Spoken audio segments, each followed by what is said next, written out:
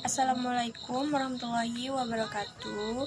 Di video kali ini saya akan mempresentasikan tentang peran lembaga hukum di Indonesia dalam mewujudkan perlindungan dan penegakan hukum. Perlindungan hukum dapat terwujud apabila proses penegakan hukum dilaksanakan.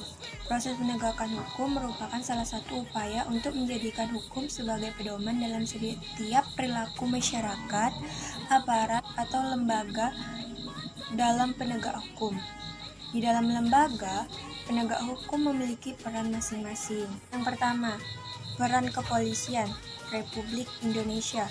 Peran Kepolisian Republik Indonesia atau yang sering disebut Polri merupakan lembaga negara yang berperan dalam memelihara keamanan dan ketertiban masyarakat, menegakkan hukum, serta memberikan perlindungan, pengayoman, dan pelayanan kepada masyarakat dalam rangka terpeliharanya keamanan dalam negeri.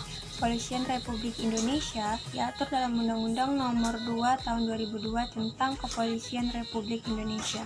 Yang kedua, peran Kejaksaan RI. Kejaksaan RI adalah lembaga negara yang melaksanakan kekuasaan negara, khususnya di bidang penuntutan. Penuntutan merupakan tindakan jaksa untuk melimpahkan perkara pidana ke pengadilan negeri yang berwenang dalam dan menuntut cara yang diatur dalam undang-undang dengan permintaan supaya diperiksa dan diputus oleh hakim di sidang pengadilan. Keberadaan Kejaksaan RI diatur dalam Undang-Undang RI Nomor 16 Tahun 2004. Yang ketiga, peran hakim sebagai pelaksana kekuasaan kehakiman. Hakim adalah pejabat peradilan negara yang diberi wewenang oleh undang-undang untuk mengadili.